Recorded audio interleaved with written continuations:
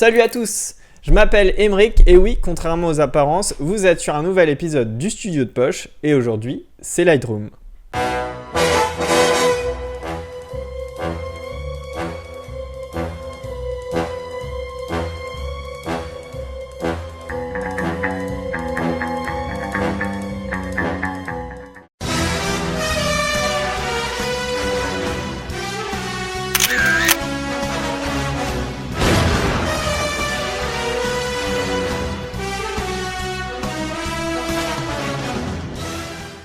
Pour me présenter rapidement, je m'appelle Emeric, je suis photographe professionnel depuis quelques années en région parisienne et en Bretagne, mais je suis surtout un grand passionné de photos. Aujourd'hui, je vous propose donc de retoucher une photo sur Lightroom que j'ai fait il y a quelques mois, donc en Bretagne, au niveau d'un blocos. Donc hop, on va passer dans le module développement. Ok, alors ce que j'aime bien en fait, moi, j'aime beaucoup faire ce genre de shooting avec des modèles dans des milieux assez, pas contradictoires, mais contrastés, on va dire, entre eux, vraiment dans un paysage naturel où a été construit des blocos, datant de la guerre ou encore des usines abandonnées, ce genre de choses. Donc on va s'attaquer à ça. Donc première chose que je fais, on va commencer par le recadrage. Très important le recadrage, trop important. Donc hop, on va regarder ce qui est important ici. On va baisser tout ça, hop. Donc à l'avant-plan, ça sert à rien d'avoir trop d'herbe. On va aligner l'horizon. Donc vu que l'horizon ici, en fait, on le voit pas énormément, puisque j'ai l'impression qu'il est caché par des talus derrière. On va le faire un peu plus manuellement. Par rapport peut-être à un autre référentiel, par rapport hop, à la petite porte qui est là à l'entrée. Voilà, ça paraît tout plus droit tout ça. Donc je vais activer toujours tout en haut pour voir ce qui est surexposé et sous-exposé, mes petits triangles. Au niveau de l'histogramme, pardon, on va s'attaquer donc aux petits réglettes comme d'habitude. Hop, ici, donc on voit que les hautes lumières, on va les baisser histoire que ce soit pas trop surexposé dans le ciel. L'exposition ici globale, elle a l'air correcte. On va augmenter d'un chouïa. Donc là, en fait, je fais les réglages de base. Voilà, j'apporte à la photo une certaine neutralité, histoire de travailler sur quelque chose de neutre dès le départ. Hop. Donc on va faire ce que je fais à chaque fois, c'est-à-dire on corrige l'exposition, on supprime l'aberration chromatique, on active le petit profil de correction, vous connaissez, et voilà. Donc ce que je veux chercher à faire ici, c'est vraiment contraster encore plus le blocos avec ce qui l'entoure et mettre le modèle le plus en avant possible.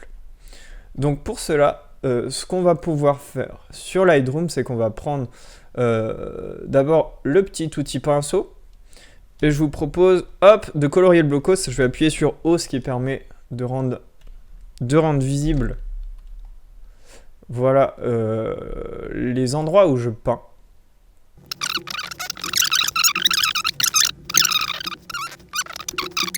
Je réappuie sur O pour supprimer ce que j'ai masqué. Et hop, on va mettre à fond. Allez, on va mettre à fond. On va regarder. Non, je pense pas qu'il y ait trop de grains ici. Non, ça a l'air d'aller, Ok, c'est correct.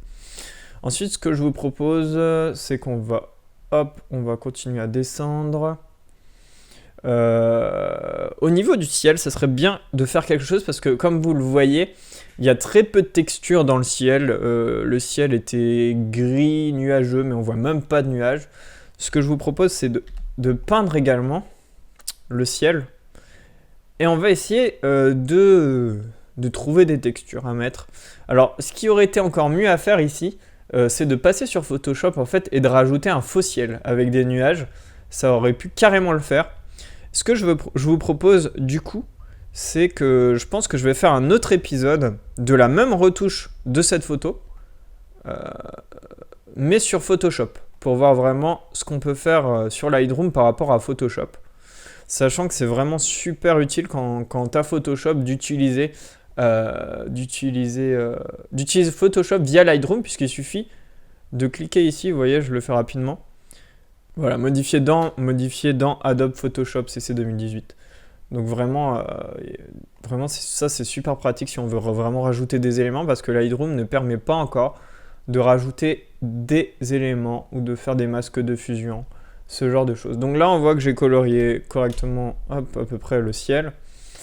On va encore baisser un peu les hautes lumières et on va utiliser la fameuse correction de voile qui permet de retrouver soit du ciel bleu, soit des petits détails. Alors vous voyez que ici, voilà, on commence à avoir du bleu qui apparaît.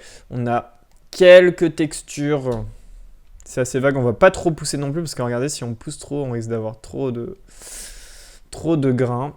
On va peut-être baisser un peu l'exposition, pas trop non plus. Bon voilà, on a réussi à récupérer de la texture, mais pas grand chose. C'est vrai que sur Photoshop, ça aurait été un peu mieux. On a du bleu, je pense qu'on va désaturer tout ça, histoire de garder un nuage un peu plus, des textures plus dramatiques dans le ciel. C'est dommage qu'il n'y ait vraiment pas plus de nuages, mais du coup on peut en rajouter. Ensuite, donc je vais me balader en fait un peu partout ici. Du gain, je vais rajouter un peu de gain. Donc le gain c'est le vignettage en gros, pas trop non plus. Bon, on va pas abuser, il faut toujours ni trop mettre, enfin mettre un petit peu, mais pas trop non plus quoi. On voit que là, ça bouffe vachement au niveau du ciel, ça commence à saturer, c'est pas beau du tout. Du coup, au niveau du gain, on va mettre les hautes lumières à fond, ce qui permet de rajouter du vignettage tout en conservant les hautes lumières. Donc ça peut être vachement pratique. Le milieu du vignettage, je vais le modifier, je vais le mettre un peu plus bas. Donc le but c'est vraiment d'ajouter un léger vignettage, surtout dans le bas de l'image ici. Voilà, pour recentrer en fait un peu sur le modèle.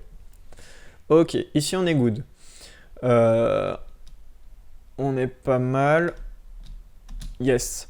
Ce que je vous propose, c'est de simuler un dodge and burn sur le modèle, c'est-à-dire de redessiner la lumière. On va essayer de redessiner un peu la lumière sur le modèle avec Lightroom. Alors d'habitude, le mieux c'est de le faire par Photoshop, mais on peut le faire également sur notre ami Lightroom. Alors le but du dodge and burn, c'est de redessiner la lumière sur le modèle. C'est-à-dire, en fait, on va prendre le pinceau, et on va accentuer les ombres et redéfinir les blancs, ou les accentuer, soit les diminuer, soit les augmenter, de façon à ce que le visage soit le plus harmonieux possible et en raccord avec la scène. Donc on va commencer par les ombres, donc notamment sur les côtés du visage. C'est ce qui s'apparente en fait du contouring en maquillage, pour les filles ou peut-être les mecs qui s'y connaissent, je sais pas. Donc le but c'est qu'on va toucher au noir ou aux ombres. Et là où on voit des ombres, on va les augmenter. Pas trop non plus parce que forcément là ça va, mais les augmenter, mais vraiment très légèrement. Et ça c'est une technique qui marche pas trop mal, vous verrez après au niveau du rendu final.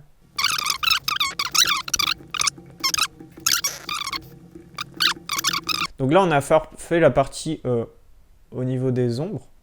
On va pouvoir maintenant, au contraire, accentuer les blancs ou les hautes lumières. Donc, de la même façon, on va prendre le pinceau et on va prendre les parties du visage qui sont plus exposées à la lumière, c'est-à-dire les joues, les pommettes.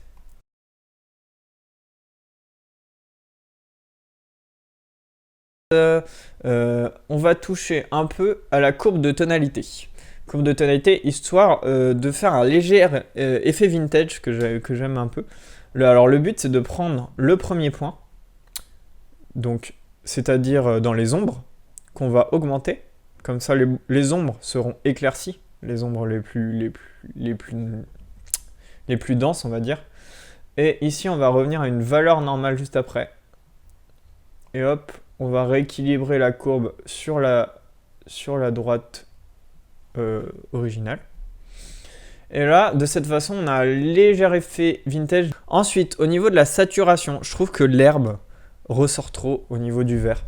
Donc, on va prendre le vert. Et je vous propose de prendre donc, d'aller dans le TSL. Voilà. Et de mettre, de diminuer vraiment le vert. Pas totalement non plus. Je pense que là, c'est pas mal. Peut-être le bleu-vert également. Vu que ça doit pas mal toucher à ces couleurs-là. Donc l'avant-après, ce que je voulais vraiment sur cette photo, c'est donner un côté un peu plus punch. Soulever les couleurs, augmenter les micro-contrastes du blocos. Désaturer un peu pour donner un ton plus dramatique. Comment dire, optimiser un peu l'éclairage de la modèle. Voilà pour cette vidéo. J'espère que ça a pu vous apprendre des choses. Dans tous les cas, je vous propose de faire cette retouche avec la même image sur Photoshop sur ma chaîne. Donc n'hésitez pas à aller checker pour voir ce qu'on peut faire également avec Photoshop. Pour faire un petit comparatif de ce que ça peut apporter par rapport à Lightroom pour ceux qui veulent éventuellement se lancer sur Photoshop. Dans tous les cas, je vous remercie. Je remercie Arnaud de m'avoir prêté sa chaîne le temps d'une vidéo. Et je vous souhaite de très bonnes photos. Ciao, à plus!